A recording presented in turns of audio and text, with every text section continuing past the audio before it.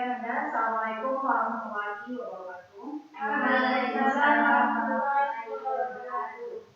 Apa kabar Nanda semua? Baik, Bu. Baik. Ini kali pertama Ibu masuk kelas di sini ya? Iya, Bu. Sebelumnya sudah ada yang kenal sama Ibu? Belum, Bu. Pengen tahu nggak? Iya, Bu. Oke, Ibu perkenalkan terlebih dahulu. Perkenalkan, nama Ibu Sabrina. Anak-anak itu bisa panggil Ibu Ina. Hai. Oke, sekarang Ibu mau tahu nama anak-anak Ibu semuanya, boleh?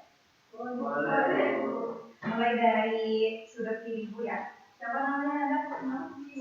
Oke, bisa kan? Ayu. Yang belakang siapa namanya Anda? Sama.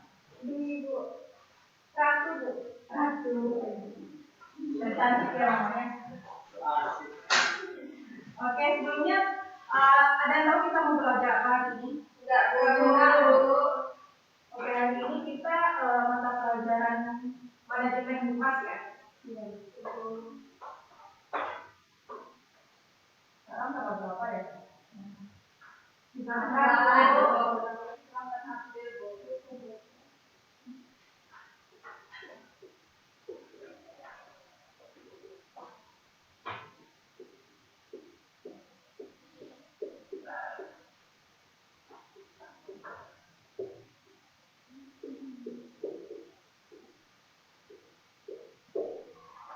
Oke, membahas mengenai manajemen humas, itu kita akan mempelajari 3 pokok bahasan. Yang pertama yaitu kita mempelajari mengenai pengertian atau definisi dari humas.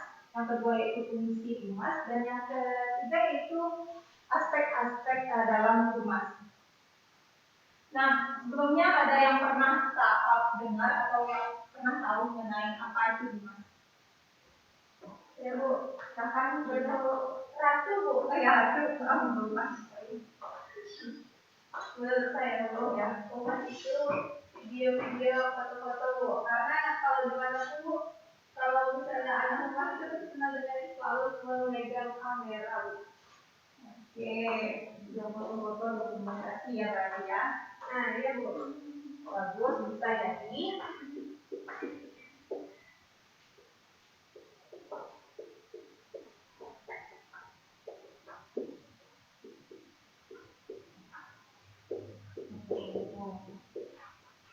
Boleh juga. Ada yang lain? Nah, itu.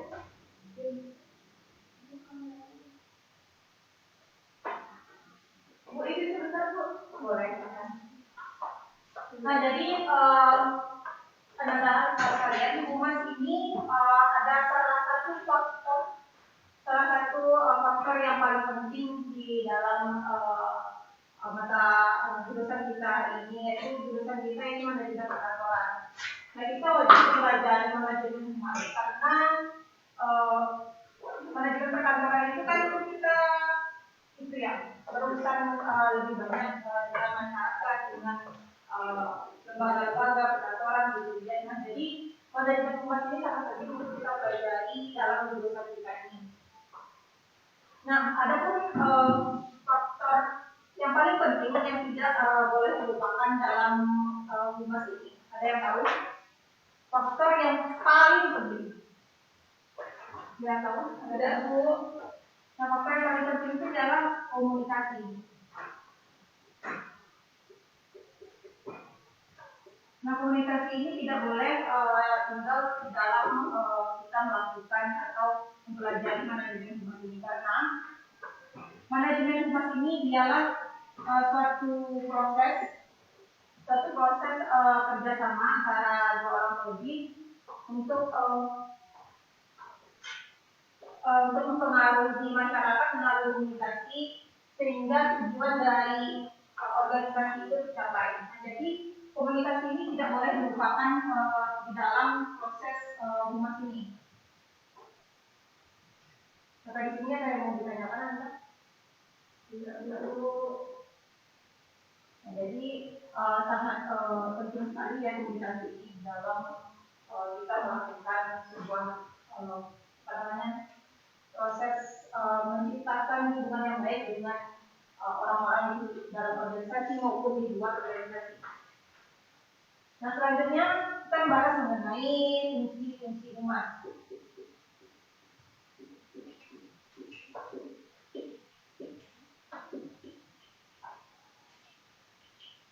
Nah, melihat kalau tadi sudah ibu terangkan bahwasanya pengertian humas, faktor yang paling penting dalam humas. Nah, sekarang ada yang tahu fungsi humas itu sebenarnya? Silakan, Mas. Kalau menurut saya fungsi humas itu untuk mencari hubungan yang masyarakat, Bu. Misalnya kan ada berita di organisasi atau instansi, jadi bagian humas inilah yang menyampaikannya kepada masyarakat, Bu. Betul sekali ya yang disampaikan oleh teman kita kan. Nah, jadi fungsi humas ini untuk membangun hubungan yang baik dengan masyarakat di dalam organisasi maupun di luar organisasi. Nah, ada yang lain lagi fungsi dari humas? Ada yang tahu? Oke. Nah, jadi sebetulnya fungsi humas ini yang pertama yaitu ada kita dapat membangun hubungan yang baik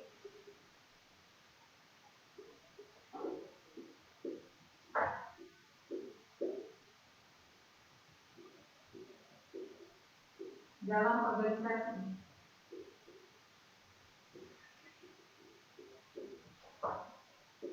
Nah, contohnya seperti misalkan kita sebagai pelaku humas di dalam organisasi tempat kita bekerja. Nah, kita itu dapat memberikan informasi-informasi di dalam organisasi kita kepada seluruh karyawan yang ada dalam organisasi. Misalkan itu tujuan-tujuan yang akan kita capai gitu pada karyawan, terus tugas-tugas apa misalkan yang harus kita lakukan untuk satu dekade gitu misalkan. Nah, itu tugas atau fungsi dari humas itu menginformasikan informasi yang ada dalam organisasi kepada karyawannya. Nah, yang kedua yaitu fungsinya membangun hubungan yang baik dengan di luar organisasi. Nah, pertama itu tadi di dalam organisasi, nah yang kedua itu di luar organisasi seperti misalkan kepada masyarakat seperti yang disampaikan oleh teman Taisan, membangun hubungan yang baik dengan juga masyarakat. Masyarakat itu kita memberitahu kan bahwasanya oh ini loh keuntungan atau kehebatan dari organisasi kita, jadi dapat membangun citra yang baik kepada organisasi kita. Nah, sampai di sini ada yang mau ditanyakan enggak? Tinggal dulu. Paham ya?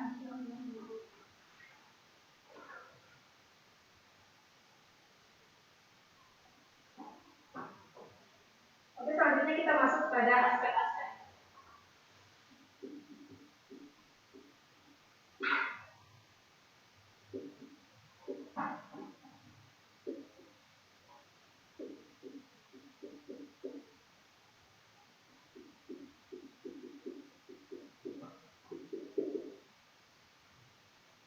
Nah, ada sekalian, perhatikan baik-baik. Nah, aspek humas ini ada 5 aspek. Yang pertama yaitu aspek pelayanan. Apa yang maksud dengan aspek pelayanan? Ada yang menggunakan? Memberikan pelayanan kepada orang lain. Nah, betul sekali. Kita namanya ada Rocky. Ya, itu betul ya. Kita dalam melakukan sebuah hubungan yang baik itu dalam organisasi, tentu kita harus melayani dengan baik pada orang-orang yang maupun di dalam organisasi maupun di luar. Jadi kita harus memberikan layanan yang benar agar informasi yang kita sampaikan atau informasi yang yang kita sampaikan itu dapat disampaikan dengan baik atau tidak ada terjadi miskomunikasi. Nah, yang kedua yaitu ada aspek komunikasi.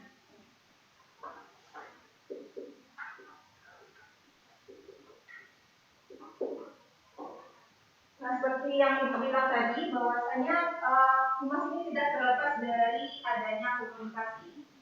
Nah, ada yang tahu aspek humas ini apa yang dimaksud dengan komunikasi? Yang tahu nada? Proses penyampaian informasi. Oke, bagus. Apa namanya? Ayu. Nah, jadi di dalam humas itu pasti tentu terjadi sebuah komunikasi begitu. Ya.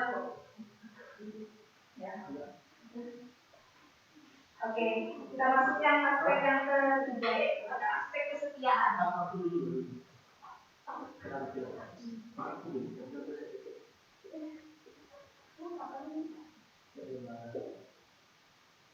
Nah, apa pula yang dimaksud dengan aspek kesetiaan? Yaitu Ada yang tidak setia? Ada tuh saya. Saya tidak terpuji ya. Oke, aspek kesetiaan ini dalam manajemen humas ini adalah dalam seperti yang Ibu jelaskan bahwasannya di dalam humas ini kita menyampaikan informasi-informasi mengenai tentang organisasi kita kepada orang-orang di dalam organisasi maupun di luar. Nah, pada saat kita menyampaikan informasi mengenai organisasi kita harus menjaga rahasia-rahasia kantor, begitu istilahnya, rahasia-rahasia yang sepenuhnya tidak diketahui oleh orang-orang yang berada di luar organisasi maupun di dalam organisasi. Nah, makanya harus adanya aspek kesetiaan dalam humas ini. Nah, aspek yang keempat ada aspek produktivitas.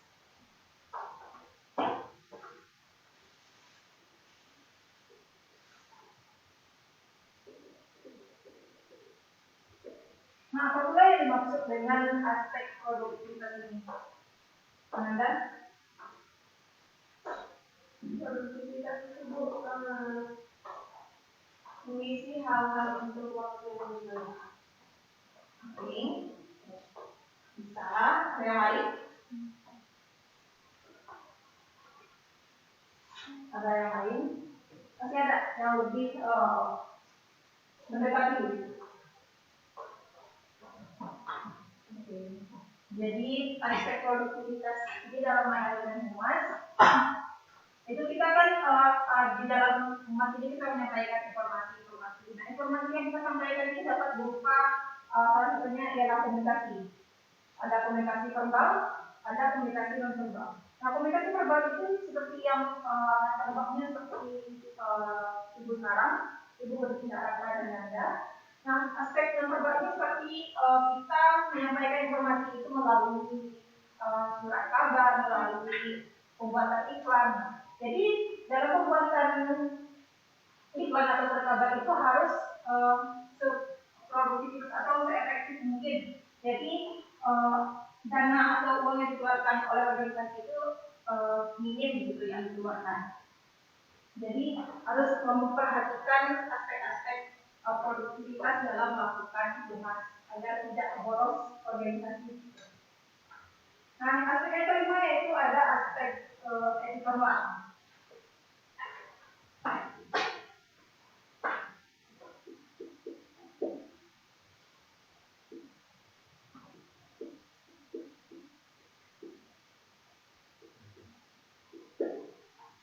Nah, apa pula itu aspek etika moral? Memperhatikan etika moral atau etika waktu. Bagus. Novi, oke. Novi ini sudah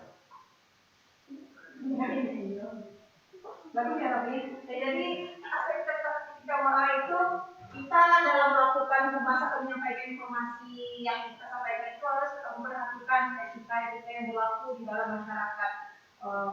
Seperti misalkan kita tidak semena-mena gitu, atau kita tidak semena-mena menyampaikan informasi atau ya tidak memperhatikan itu misalkan menyampaikan informasi kepada atasan atau kepada bawahan gitu. Bu, izin dulu. Ya, Sisi-sisi itu. oh, boleh.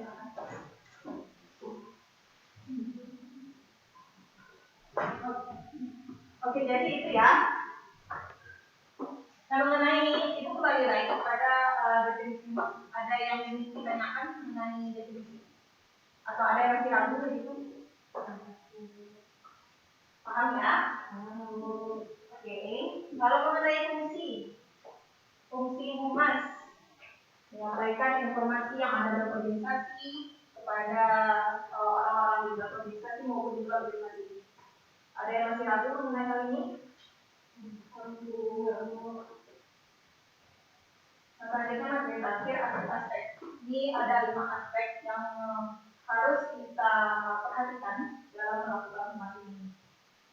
Paham ya? Rekan dulu. Oke. Nah, Ibu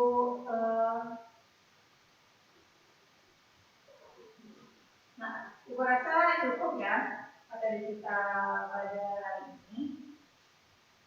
Nah, Ibu harapkan Anda semua mempelajari ulang di rumah mengenai